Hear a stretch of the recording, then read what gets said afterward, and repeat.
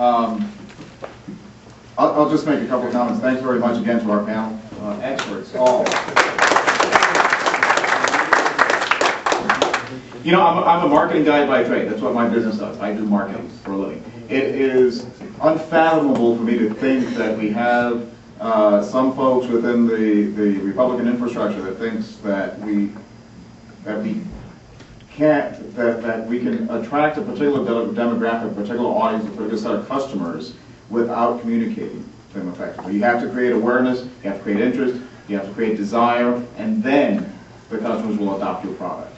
We've got to get out there and engage. And typically what I'll argue is that the 4 steps that we really need to focus on is number one, what we call either coalition building or what I call engagement, because it's got to be sustainable, it's got to be for the long term. It can't just be in September right before an election. It's got to be for the long term. It's got to be totally committed engagement.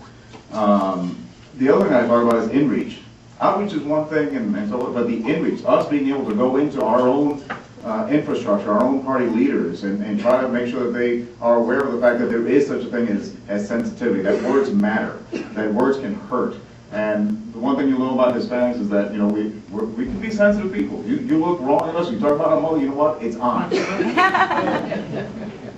So words matter, and that becomes very personal. The other thing I talk about is inclusion. We've got to, in my opinion, if we ever hope to be able to have an impact on this party, we need to be able to make sure that we are stepping up and we are running for seats on the state Trump committee or the county committee or the district level committee, and we've got to be able to make sure that we've got candidates that are stepping up to be involved in the party, not just yelling at or complaining about the party and looking at the party from far away and throwing rocks at it. We've got to get up close and be part of this party. This is our party too, and we are Republicans. We're not going anywhere. So that inclusion piece, and we do need to make sure that we've got Hispanics running not just for party positions, but also elected office. And we've got to get those folks to stand up and stand up for principles and values, and they can get elected not just in predominantly Hispanic districts, but in general average districts throughout the country. And the last thing I would say is image. That image piece, going back to the marketing piece, is real. Perception is reality in politics. If you're perceived as being anti-this or anti-that among the electorate, among voters, guess what? Whether you are or not, doesn't matter. That's why you're perceived, and that's how people will vote. All right, so we've got to pay attention to that stuff. And I think the panelists here have been able to talk about that in great detail.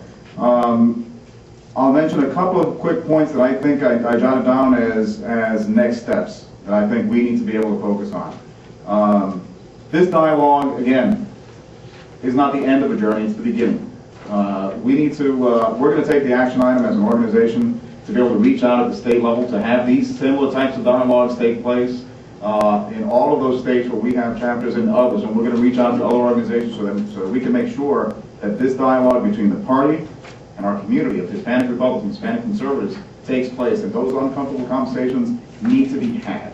We can't avoid them, we've got to sit down and talk to each other, and that's the first step. At the RNC level, there are some structural issues that do need to be taken into account. We'll continue that dialogue with the RNC.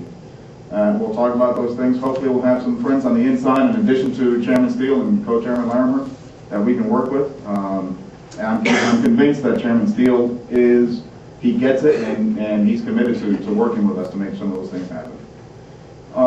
And I do think that there probably is room for another summit, maybe of conservative Hispanics or Hispanic Republicans to come together with other members, folks from the Hill, and so forth, to actually get deeper into some of these things. You can only do so much in a 2-hour event. I think there might be room for us to be able to have a more in-depth session where we can do breakout panels, we can come back with real thoughtful, well-thought-out recommendations that we can then package as a plan moving forward.